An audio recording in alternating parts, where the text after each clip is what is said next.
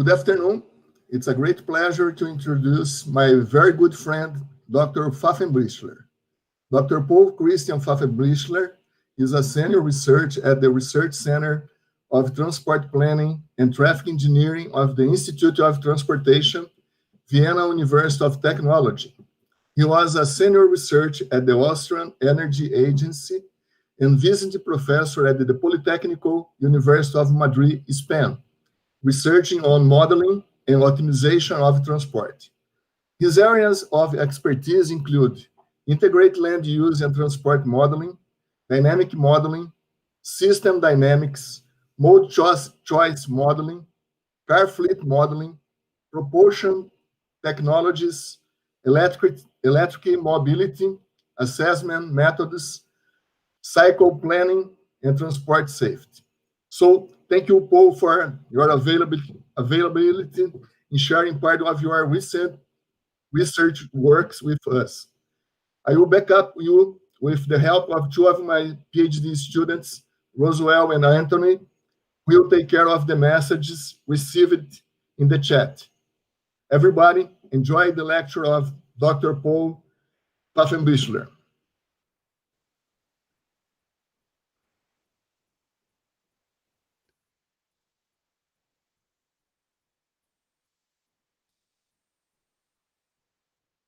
Thank you very much, Leomar, for your nice introduction. It's a great pleasure for me to be able to present part of my research here in this forum at the Second International Symposium in Transportation Engineering at the University of Sao Paulo. My talk today will be about mobility in metropolitan and peripheral regions, an educational simulation game. The project was called Systemcheck. While Leoma already was talking about some cornerstones of my professional career, I would like to add some more details. I started 1984 with studying for a master's degree in mechanical engineering at the University of Technology in Vienna. If you have a look at the years, you will see that it took me 21 years to finish my master's degree. So I was not one of the fastest students. It took really some time. I was working in parallel in a home for mentally and physically disabled people during that time. I was working as a professional musician and finally as a waiter in a restaurant. For quite a long time, I had some problems identifying myself as a technician. I was always very much interested also in human sciences and things which go beyond techniques, technology. And finally, I found the right way to proceed my career in a satisfying way in transport planning and mobility planning. Transport planning and mobility planning is not only about technology, not only about techniques, but also about the human being, about psychology, about health, about nearly everything which is related to human beings. After finishing my master's degree, I was working self-employed as a technical draftsman. I was working for clients like Movicam, which was at that time one of 3 companies producing cameras for Hollywood movies. And I was also working for Schrack Aerospace Technology. In 1997, I got the chance to start working at Vienna University of Technology at the institute where I wrote my master's thesis in the framework of European Union funded research projects. With that employment, my work on transport modeling and transport assessment started. I finished also my doctor in civil engineering there. After finishing my doctor, I was, as Leoma mentioned, working 1 year as a visiting professor at the Universidad Politécnica de Madrid. Back in Vienna, again at Vienna University of Technology, the Austrian Energy Agency, and finally, since the beginning of the year 2018, I was changing to the University of Natural Resources and Life Sciences, Vienna, where I work now at the Institute for Transport Studies. I'm now responsible at our institute to establish, together with my colleagues, a focus on system dynamics, a research group on system dynamics. In parallel, I'm also teaching at, in the meantime, 2 universities of applied sciences, and I'm also self-employed, working for different clients like Vienna University of Technology. That much to my professional career, to give you a bit of background, the history, how I came to this point, and a bit what my knowledge, what my interests in research are. Normally, you present key messages and results at the end of a presentation, but I would like to reverse the order today. I would like to start with the key messages of my presentation. The first key message is that metropolitan regions worldwide face the same problems. All have air pollution, congestion, urban sprawl as common problems. Partly these problems are associated with commuting of people, of the suburbs, of the surroundings of the city into the core of the city. If you look back, you can easily see that decades of interventions by policymakers and transport planners did not really change this fact. Problems with air pollution already existed in the 1970s, also problems with congestion and also urban sprawl continues since at least the 1970s.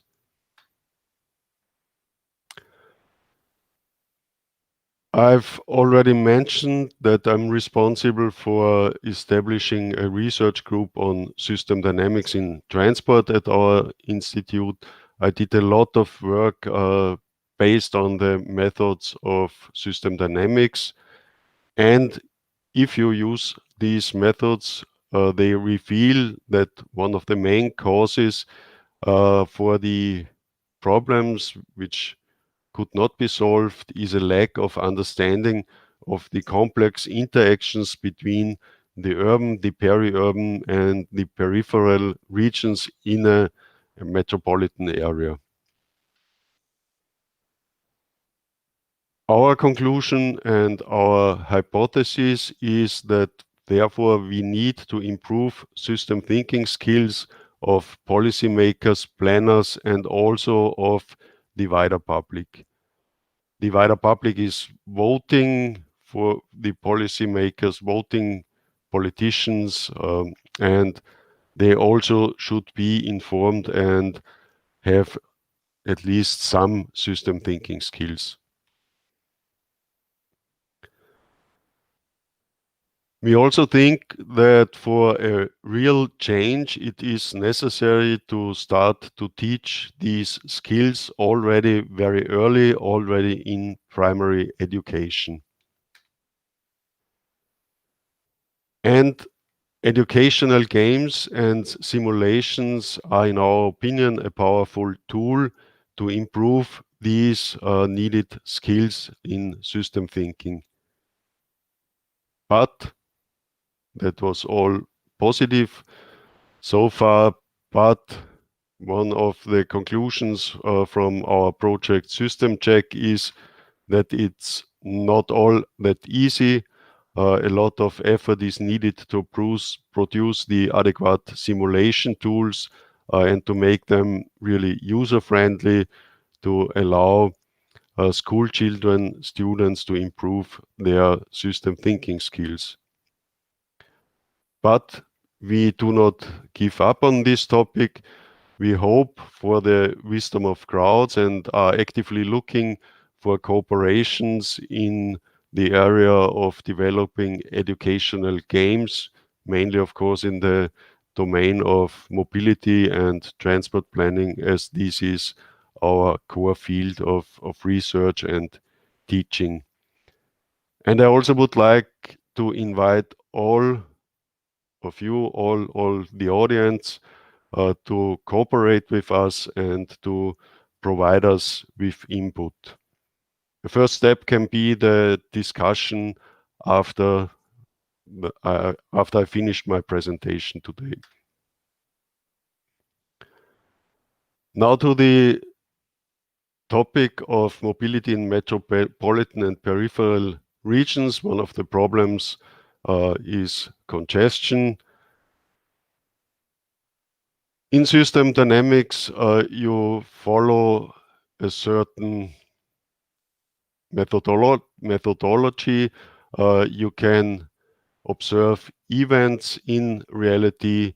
If you observe reality and changes in the reality over a longer time, you can observe patterns of data. You can observe that traffic volumes are increasing do not decrease, and that congestion is increasing, or that pollution is increasing, that the share of car in all transport is increasing, and so on.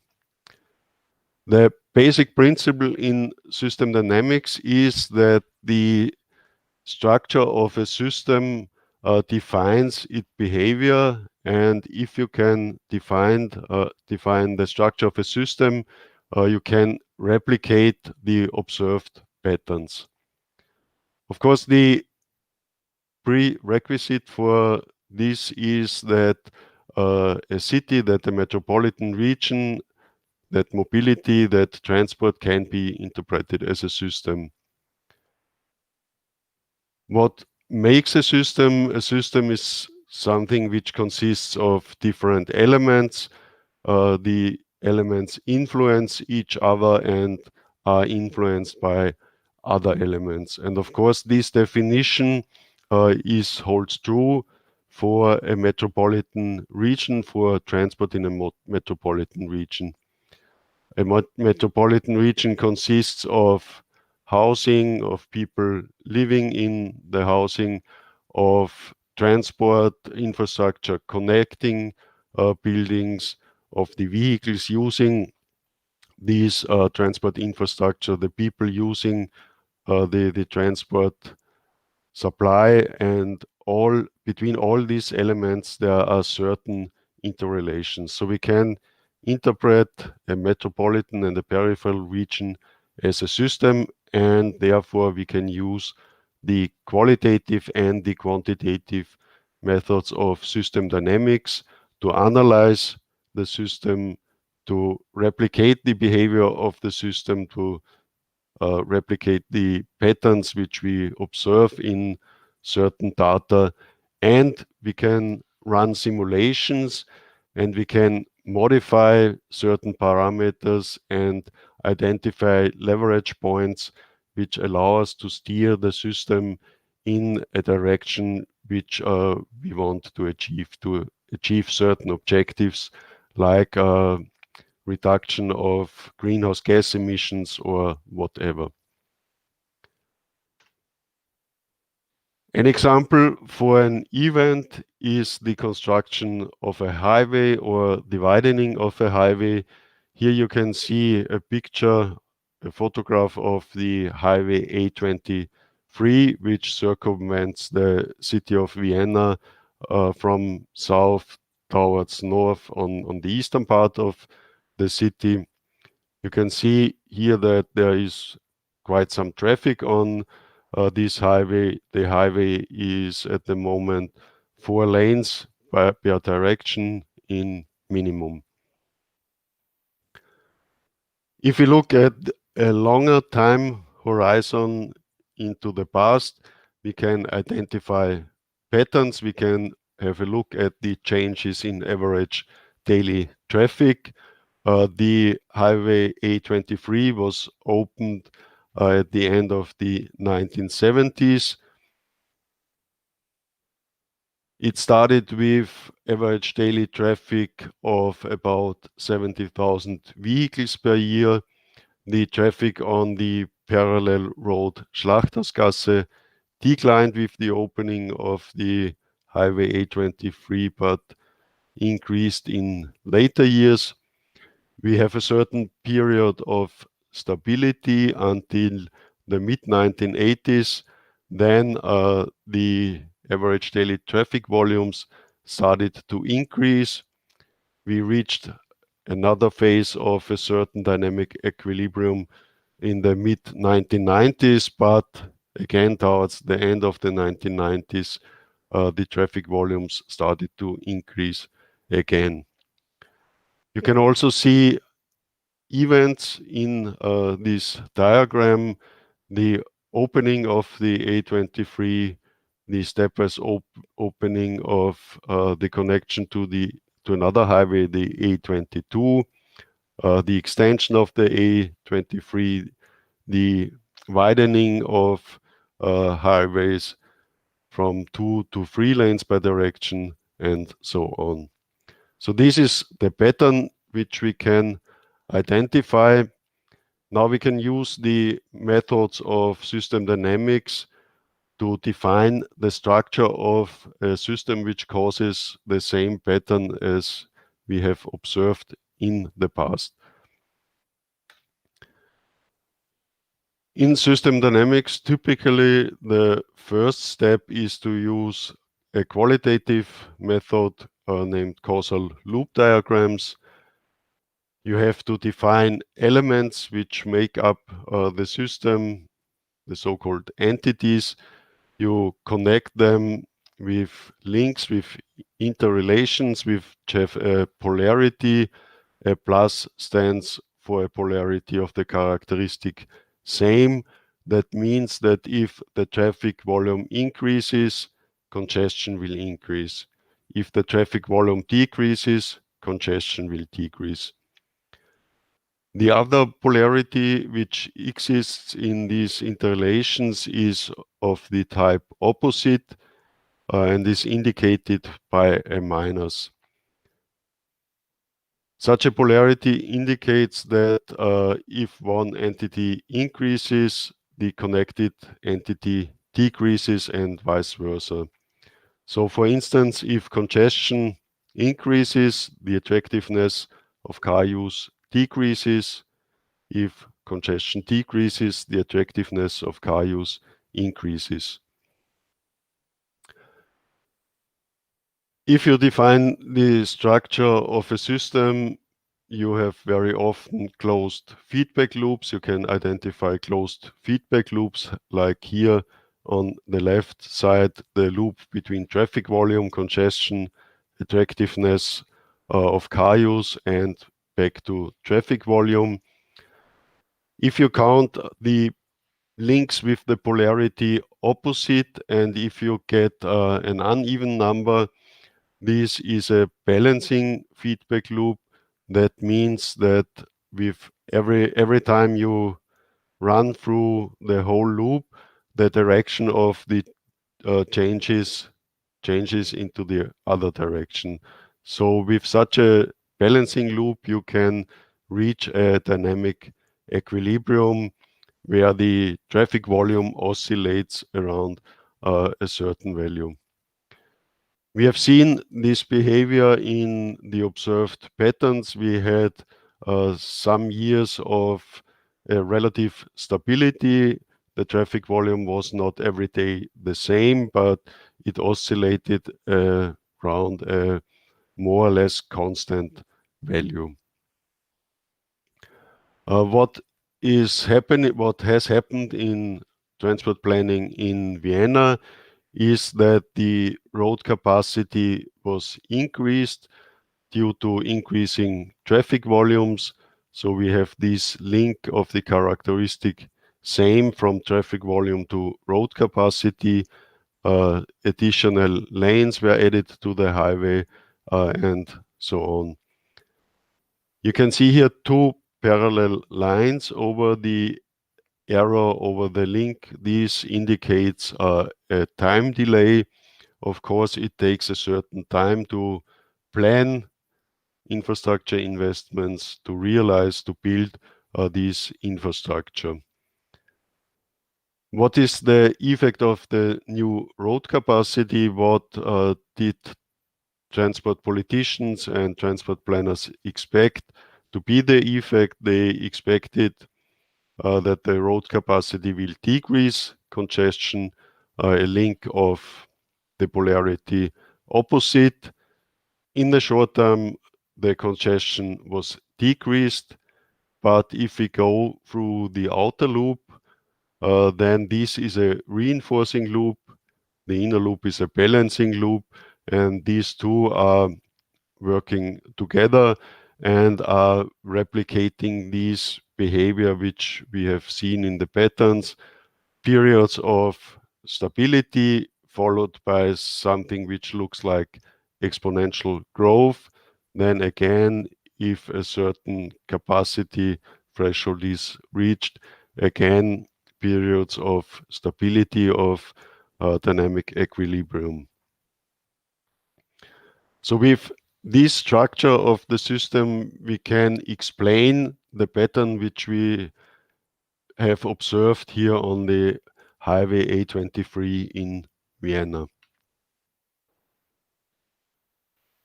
In system dynamics, there exists something which is called archetypes, which are typical structures. There are about 10 different archetypes which occur very often if you analyze real life systems. One of these archetypes is called fixes that fail. What is the characteristic of this archetype? A short-term stabilizing feedback loop turns into a long-term reinforcing feedback loop, and this change is caused by time-lagged feedback loops which are not taken into account in the decision making. And this is exactly what the structure of the phenomenon of investing in road infrastructure to reduce congestion is. So here we have a qualitative explanation why the policy of increasing road capacity, of building new road infrastructure was not successful to reduce congestion in urban regions. But system dynamics does not only allow us to analyze systems in a qualitative way, we can also create quantitative models. The basic principle here are stocks and flows. We can create stock flow models. I started to develop such a model in the framework of my PhD thesis. The final product was called MAS, which stands for Metropolitan Activity Relocation Simulator. And MAS is a system dynamics-based land use and transport interaction model, a quantitative model. And with this model, it is possible to simulate housing and workplace location developments and mobility choices. I finished my PhD in 2003, so since then, since the start of the development of the model, about 20 years have passed, and we had case studies in more than 25 cities worldwide. Also in one case study in Brazil, in Porto Alegre. The focus is, of course, European case studies, but there's also a certain focus on Southeast Asia. We have institutions in Southeast Asia with which we have a long-standing partnership. One of the most recent MAS models, MAS applications, is now in the Chinese capital, Beijing. System dynamics and stock flow modeling is very suitable if you have changing environments, if you want to analyze, address different topics. We have used the model for a lot of different issues, from congestion charging to infrastructure investments. And of course, the latest trend are automated vehicles, and we also adapted, modified our model MAS to be able to calculate the travel demand effects of different types of different scenarios of automated vehicles. You see here the results of a recent study for the city of Leeds in England. We do not model the fleet share of highly automated vehicles internally in the model. The fleet share is a scenario variable. You can see here the development of fleet share of level 4 and 5, so highly and fully automated vehicles. It's the light blue line increasing exponentially and finally reaching kind of a saturation. We used here figures from a McKinsey study, which in the highest scenario says that we will reach nearly 90% fleet share of level 4 and 5 vehicles by 2050. The other lines show the development of the average peak speed. This is the orange, the light orange and dark orange line. The dark lines are if for the scenario if automated vehicles are used as purely private cars. The lighter lines show the effect if automated vehicles are used mainly in shared cars as automated taxis, as automated Uber cars. You can see that at the start the peak speed decreases slightly compared to the minimum to the baseline scenario. The reason is that travel demand increases, car mileage driven with automated vehicles increases. It's more convenient to use automated vehicles. You can directly hop off the vehicle at your destination. The car is looking for a parking space on its own, and such things.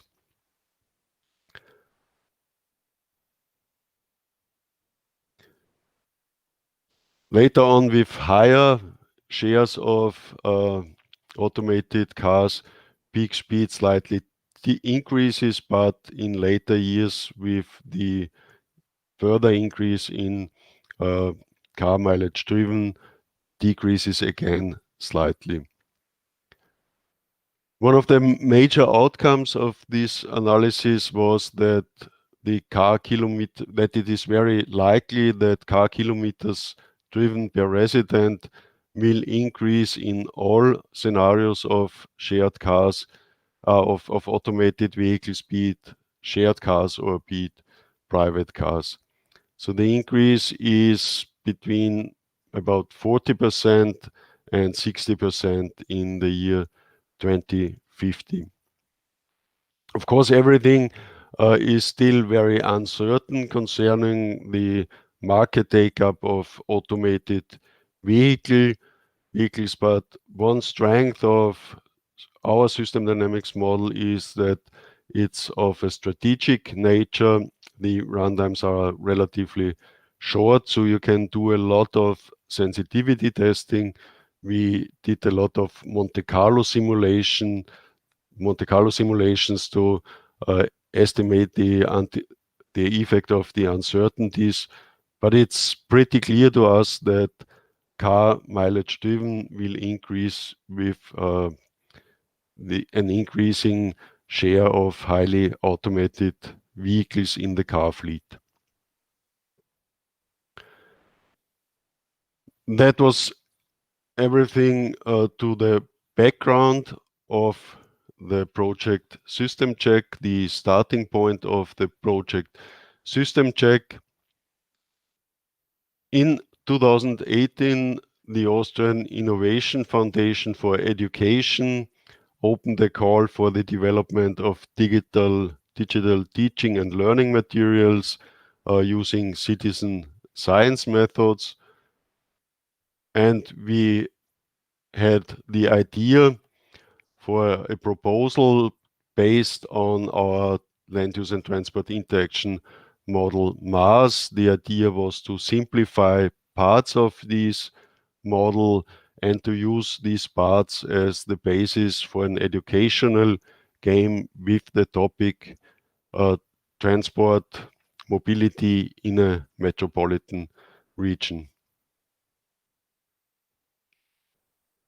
We also had a look at the Austrian syllabus where this topic of metropolitan region, of urban regions, peripheral regions fits into the syllabus. And we found that in the 6th grade syllabus, in the subject geography and economics, exactly these topics are included.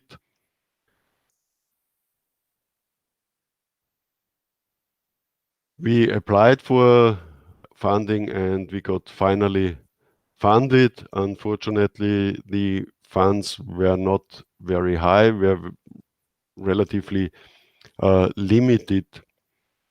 The main target group of the proposed educational game are 6th graders, their teachers, and also the classes.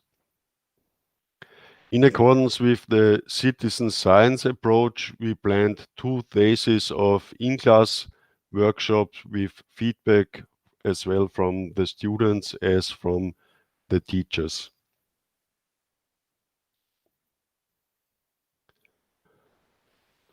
Of course, we did also some literature review about educational games in general.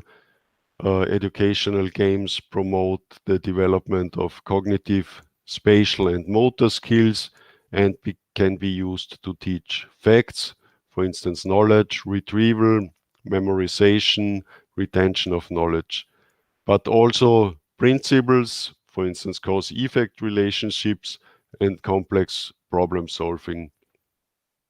Especially the latter 2 points fit perfectly with the method of system dynamics and system thinking. How did we design our game? In Systemcheck, the player slips into the role of a child, which goes through the different stages of the education system of profession, career, until reaching adulthood. We used this type of graphics. We start with preschool children. The players can choose between being a girl or between being a boy, and they are guided through different phases of their life until reaching adulthood, going to school, going to high school, studying in a larger city, starting a professional career, forming a family, and finally going for being mayor, being elected as a mayor. In each of these stages, the player has to solve different tasks related to mobility and the characteristics of urban and peripheral regions to collect points and to get to the next stage.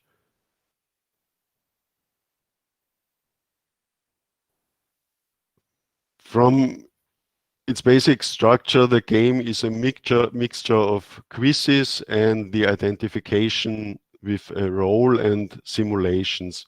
It is not a real role game, but it goes towards the direction of a role game.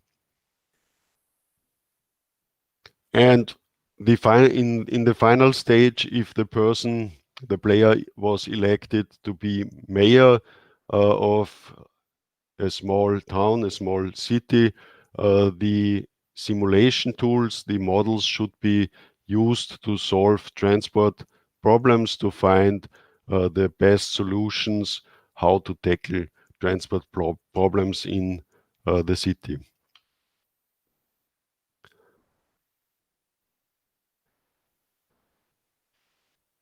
We developed a prototype of a 2-stage educational online game. The first part consisted of quizzes and role play to learn basics, to repeat subject matter, knowledge retrieval, memorization, retention of knowledge. The second part included simple system dynamics models for experimentation, to identify cause-effect relations and for complex problem solving. While for programming our full mass model and also other models related, for instance, to the market take-up of electric vehicles, we use the software Vensim.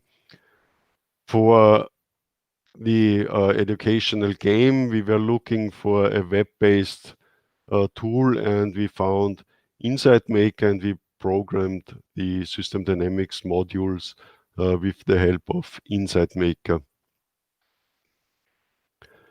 And we created also a teacher's handbook for the preparation of classes and for debriefing in class. As already mentioned, we had to follow a citizen science approach, and we planned interactive workshops in schools. We succeeded to test part 1 in 4 different schools in 3 schools with 4 different classes in the classroom to get directly personal feedback from the students as well as from the teaching staff. The feedback concerning this first part was very positive, and we have taken into account the feedback in the development of part 2 of the game. Unfortunately, as everyone knows, due to COVID-19, the testing of part 2 in classrooms was halted, and we could not really proceed as we planned. And in my opinion, the final quality of the educational game did suffer a bit from the fact that we could not do real testing with personal contact to the students. We did some testing online with feedback questionnaires, but it's in my opinion not the same as testing it in the classroom together with the students in person. How does the whole thing look like? The part 1 quizzes and identification with a role. Here is a screenshot of the start of the level Big City Life. The role now is to be a young adult which finished his or her studies and is seeking work in a big city, is working then in a big city. You always have these pictures who illustrate the situation, who illustrate what is the content of the level, and there is always a text explaining the level, explaining what the role in this level is and how you should try to see and interpret the world. This is a screenshot of a quiz question. We followed as close as possible the official curriculum, for the official syllabus. Here, for instance, the question, what are the reasons why companies often settle in big cities? It was nearly all the questions are multiple choice questions. If you mark all the correct answers, you get 10 points. If you do not mark all the correct answers, you have a chance for a second try. And if you are correct in the second try, you get half the points. So this first part is more about memorization, about testing what pupils already have learned about the topic of metropolitan regions in their geography classes. We collected feedback with a very simple questionnaire in the classes, but we did also a discussion around the feedback round where the school children were invited to tell us their opinion about the game in their own words. The questionnaire was very simple, with 2 smileys for very good to 2 smileys to not loving smileys for very bad. We asked for the quality of the illustrations, the total impression, of course, of the game, how difficult it was to play the game, how exciting it was, if the students would like to play it again, and what do they think was the learning effect. The overall evaluation is very good. Nearly 90% of the students rated the overall impression of the game as very good or good. The difficulty was quite balanced. It was not seen as too difficult, but also not seen as too easy. Also, all the other elements, the rating is quite high. We got response from 91 students, so it's quite a good number of responses, I would say. Now to the more challenging second part, the simple system dynamics models for experimentation. Unfortunately, it was not that easy to integrate the Insight Maker models seamlessly into the rest of the game. In this experimentation part, there's always a text explaining a problem. Then you have this representation of the model in Insight Maker, which we tried to make as self-explaining and as illustrative as possible. But finally, it turned out that it was from many students, but also for adult people, it was a bit too difficult to switch back and forth, and you needed to remember the results, the numbers from the experimentation model of your solution to be put into the model. So it was not really user-friendly, but I think part of the problem was also that we only did online testing. We could not brief the students, we could not brief the users about how to use these experimentation models. So the overall evaluation of the simulation models was by far not as good as for the first part. The ones who played only the quiz, you can see this in the diagram on the left side, evaluated the overall rating better, statistically significant better than the person group who played the quiz part as well as the simulation model part. Both samples are about, more or less the same size, slightly above 100. So in total, we got 229 responses.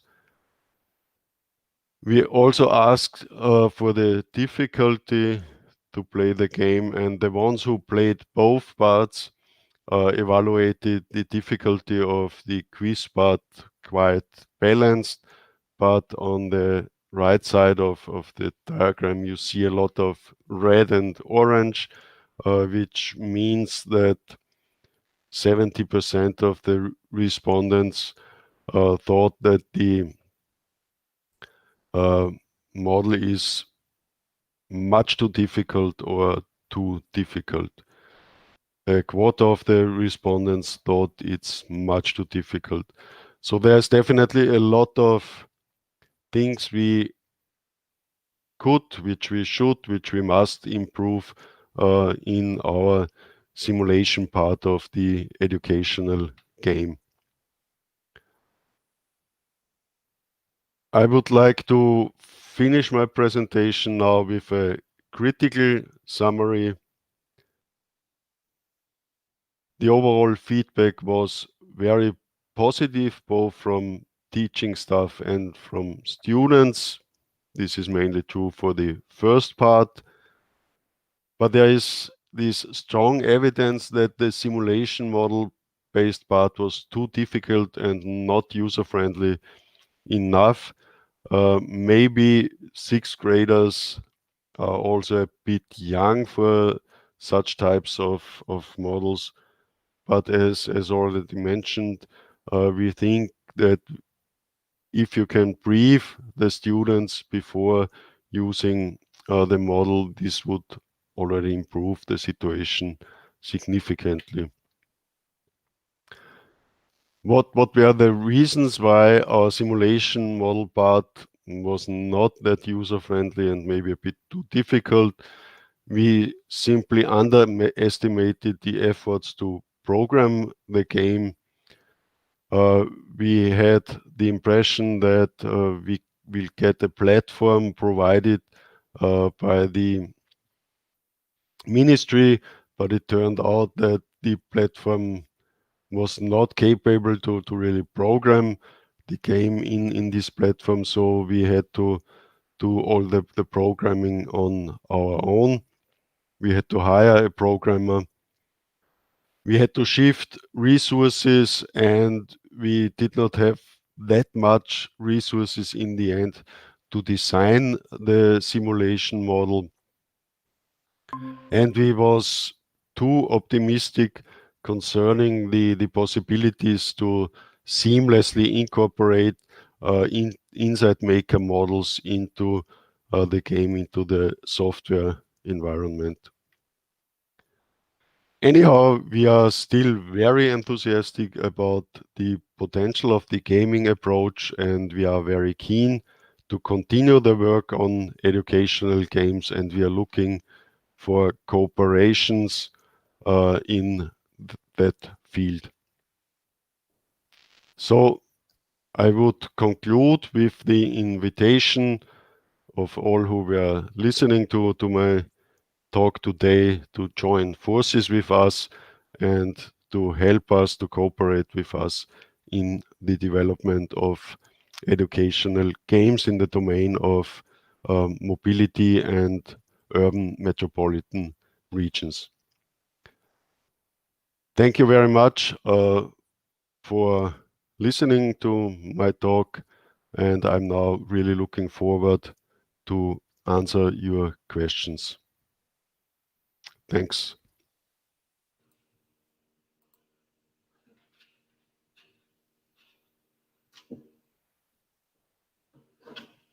Okay.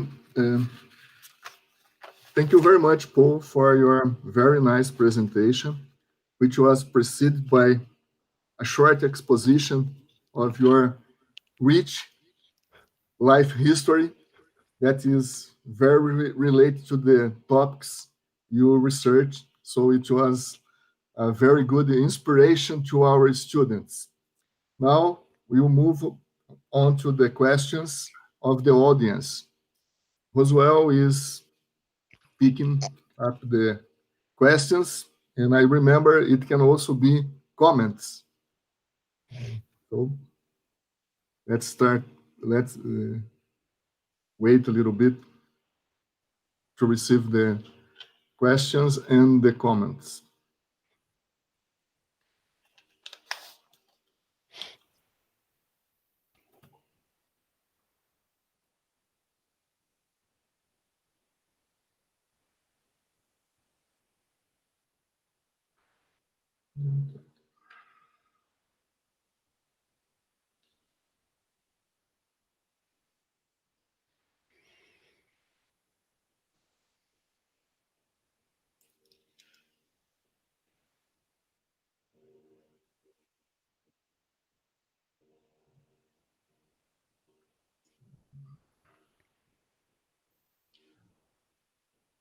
a little bit more, Paul.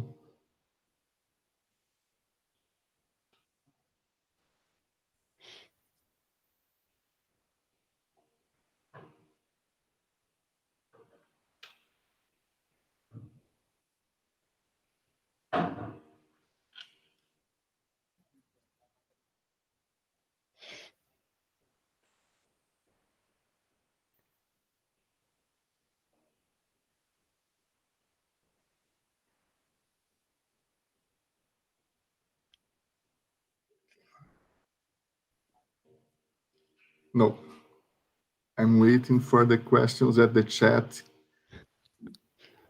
of the meeting room, not in the YouTube. So I'm also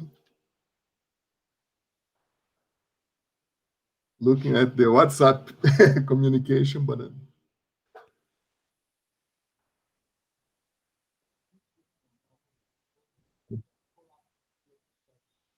I'm talking to the director of the presentation, Mr. Carlos. So I have a question from Eric Tokuda. Why did you choose this topic, mobility in metropolitan and peripheral regions, to tackle the problem of evaluating the learning of system thinking? The reason is quite simple. We had the model Mars available, so we had a simulation model for this topic already available, and we thought it might be a good idea to try to simplify this model and to use it in the framework of an educational game. So it were really pragmatic reasons, and it's part of the geography syllabus, so for us everything fitted quite well together in the call of in this Austrian national call. Okay, Paul. Ellen Miranda asked, have you ever considered using this strategy, using a friendly game to capture perceptions about transportation modes? Yes, this is a very good question. Indeed, we were thinking about this issue. I think our colleague Simon Shepard from the University of Leeds did the most in this direction, but so far we did not manage to really design a game with which we can capture perceptions about transport modes. But we always had this in mind that it might be a good way, a good opportunity to collect data about the perceptions of people concerning mobility. And we recently found an article in the System Dynamics Review written by a colleague from Austria, from Salzburg.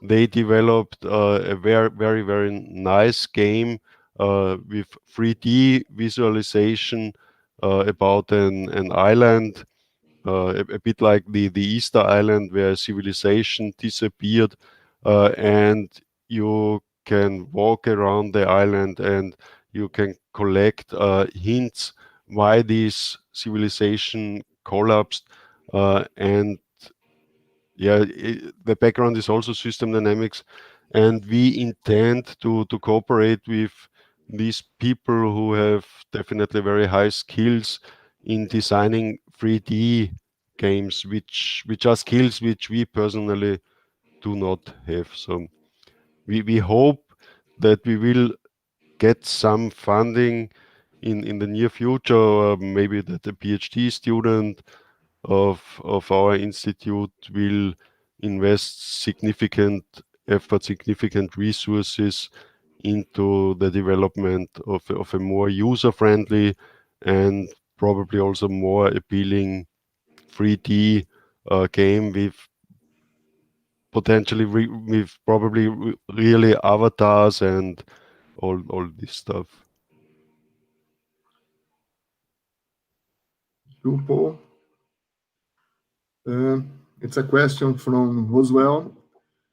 Do you intend to evaluate the impact of the game using treatment and control groups, for example? Yes, our colleague Lukas Hartwig intended to do such a thing, but I mentioned it in my presentation that the funding was not very high, so we definitely ran out of resources. So that is something which we have to postpone for other projects. Okay.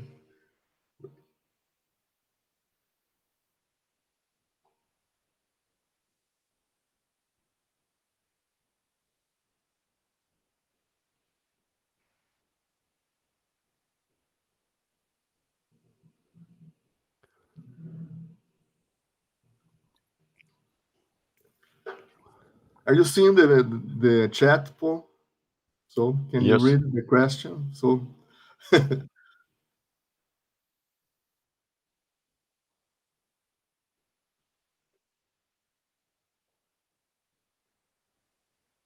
now it came through. okay. Vanessa. Hi, Vanessa. So since you can read, you skip reading, so you can go directly to the answer.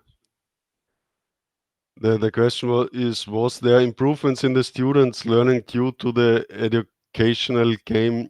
We only played the game once with each class, so I cannot give an answer if it really improved their learning.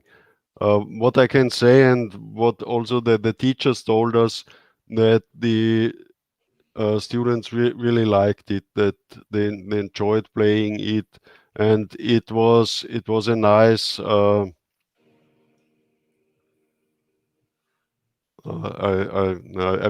I miss the English words now. It was a nice retreat from the everyday teaching to get into the computer room and to play the game.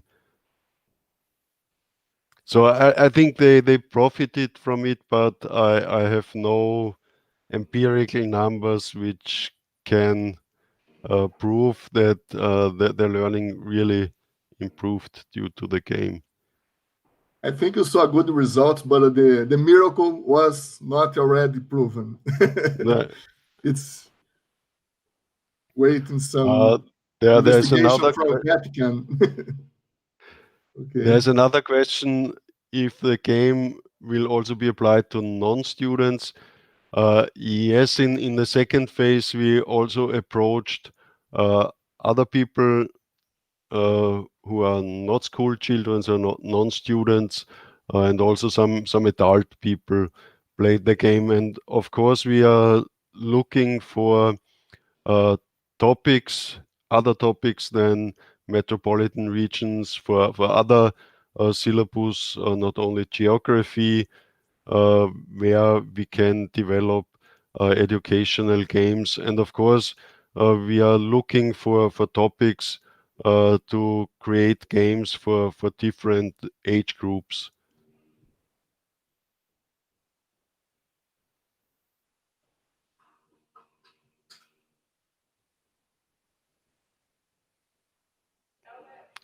Simone asks the question about the transferability, if it's possible to apply the game in Brazil. In principle, it's possible as long as the audience is speaking German. The game at the moment is in German. I just translated some screenshots for the presentation. So at the moment, concerning the transferability to other countries, definitely the language problem is the greatest obstacle. There are some cities in Santa Catarina state where the people speak German. So I know that. There is a So, German-speaking minority in Brazil. So. okay, but I'm in Santa Catarina State. But of course, we are open if someone, if a master student, a PhD student wants to translate the game, we can provide the student with the game, and would be a great thing for us. You have If there is expectation interest. you have expectation to try it in European countries in the near future? Yes, we have plans to do so, but as always, it depends very much on funding opportunities.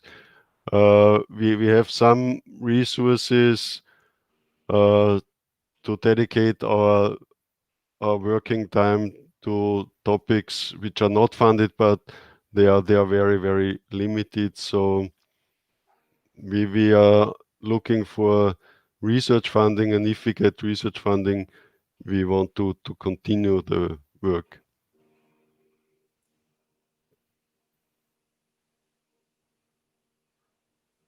Carlos, is there any other question as well?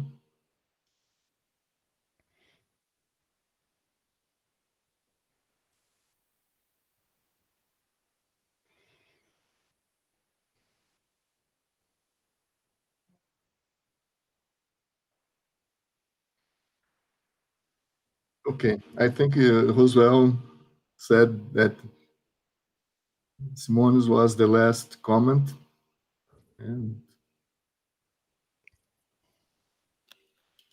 I want to thank the audience, and thank you very much, Paul, for your inspiring presentation. Thank you very much for inviting me. It was a real pleasure. So it's a great pleasure, and it's really important as a way to improve the partnership. So thank you very much, and until the next opportunity. Yeah. Okay. I hope to have you down here in person. So yeah, let's have a look. I hope to have you here in Vienna in person. Okay. So the football is waiting for us in Vienna and in São Carlos. Thank you very much, Paul. Thank you. Thank you very much, and bye. Bye-bye. Bye.